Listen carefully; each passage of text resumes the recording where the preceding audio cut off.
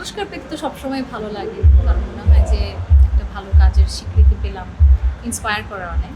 আজকেও তার ব্যতিক্রম না, ভালো লাগছে। আর একজন মিউজিশিয়ান হিসেবে বাংলাদেশে একমাত্র অ্যাওয়ার্ড যেটা মিউজিক অ্যাওয়ার্ড বলে, channel I music award.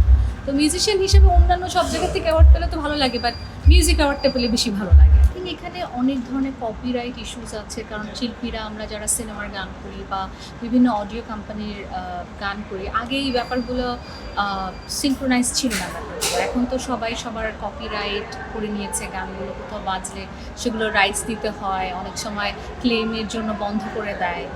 So এই জন্য আসলে আমার কাছে মনে হয় যে ওনারা এই জিনিসটা কমিয়ে দিয়েছে। একজন সঙ্গীত শিল্পী অবশ্যই তার গলার যত্ন নেওয়া উচিত, প্র্যাকটিস থাকা উচিত, সাধনা করা উচিত। তো আমার মাঝে মাঝে শিল্পী হিসাবে মাঝে মাঝে অনেক গিল্টি ফিলিংস হয়, কারণ এত কাজের ব্যস্ততা থাকে।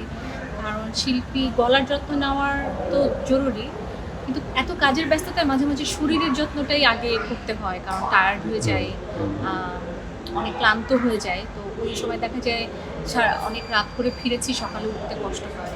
কিন্তু কিছুদিন আগে পর্যন্ত আমার কাছে মনে হয় 7-8 বছর আগ পর্যন্ত আমার বাবার কাছে বকা খেতাম যে হ্যাঁ এত বড় শিল্পী হয়ে গেছে, রেওয়াজ করো না, এসে ওই ভয়টা ছিল। বাট এখন বাবাও দেখে আসলে অনেক কাজের প্রেশার, বাট যখন গিল্টি ফিলিংসটা বেশি হয় অবশ্যই প্র্যাকটিস করে ট্রাই করি।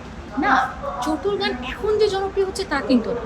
সারা জীবনই সবার চটুল গান, যেহেতু ওইটা বেশি বিট বেশি, ওটার ফ্রিকোয়েন্সি বেশি, এই জন্য মনে হয় যে ওই গানগুলো হচ্ছে। কিন্তু দেখা যায় যে আজকে অনলাইনে আমার ঠিক আগের পুরস্কারটা পেলো হচ্ছে এঞ্জেল নূর, যদি আবার গানটার জন্য। এটা কিন্তু চটুল গান না, কিন্তু ভীষণভাবে অ্যাকসেপ্টেড সবার কাছে। ইভেন যদি আমি আমার গত বছর একটা নাটকের গান গেয়েছিলাম, যদি মনটা চুরি করি, এটা একেবারে একটা মেলোডিয়াস, খুব সুন্দর মিষ্টি একটা গান, এবং ওটা অনেক ভিউড সং, এবং ওটার জন্য আমি দর্শকের কাছে রিকোয়েস্টও পাই। এই গানটাতে জাতীয় চলচ্চিত্র পুরস্কার পেয়েছি, সেটা কিন্তু একটা চটুল গান না, সেটা একেবারে একটা ফিল্মি সফট মেলোডিয়াস রোম্যান্টিক গান, তুই কি আমার কবি রে।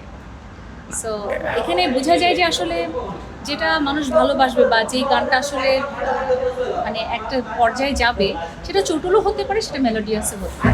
এভরি সিঙ্গেল ডে ঘুম থেকে উঠলে মানে আজকে এই টাইপের একটা গান বানাবো, কালকে ওই টাইপের একটা গান বানাবো, আমার লাইফে এই ধরনের গান আর যে আপনারা বলেন না যে আপনার তো অনেক গান হয়েছে, অনেক গান হয়েছে, আমার কাছে মানে কই গান হয়েছে, আরও তো অনেক গান গাওয়ার বাকি আছে। যেমন আমার একটা জনপ্রিয় দেশের গান নাই, বিভিন্ন টপিক আছে বাচ্চাদের জন্য গান গাওয়ার ইচ্ছা। আমার ভীষণ ইচ্ছা হচ্ছে, যেহেতু আমার গানগুলো বাচ্চারা যেহেতু রিদমিক গান পছন্দ করে, ধিমদানা বা রেশমি চুড়ি বা দুষ্টু কুকিল, কন্যা, সব বাচ্চাদের পছন্দের গান। তো আমি যখন দেখি যে আমি গান করতে গেলে, বিশেষ করে রেশমি চুড়ি, দেখা যায় যে খুবই ফর্মাল একটা প্রোগ্রাম, যখনই মিউজিকটা বাজে হুড় করে কোত্থেকে যেন বাচ্চাগুলো। এটা টিকটকে অনেক হয়েছে, অনেক ভাইরাল হয়েছে। তো আমি দেখি যে আমার গানগুলো যেহেতু বাচ্চারা পছন্দ করে, আমার ভীষণ শখ, ইচ্ছা যে আমি বাচ্চাদের জন্য কয়েকটা গান। এটা আমার অনেক দিনের ইচ্ছা, আমি জানি না করতে পারবো কিনা। বা আমার ওই যে ওই জিনিসটা খারাপ লাগে যখনই কোনো গার্ডিয়ান এসে বলে কি আপু আমার বাচ্চাটা খুব গান শিখতে চায়, আপনার গানে ডান্স করে, গান গায়, আমার বাচ্চাটাকে কোথায় গান শেখাবো। তা আমি আসলে প্রপার অ্যান্সার করতে পারবো, কারণ আমরা যখন ছোটো ছিলাম আমাদের অনেক ইনস্টিটিউশনে গান শেখার অনেক ব্যবস্থা ছিল, বাট এখন ওই জিনিসটা কমে এসেছে। বাট আমার ইচ্ছা বা আমার স্বপ্ন যে বাচ্চারা আসলে প্রপার জায়গায় প্রপার শিক্ষা পাবে গানের।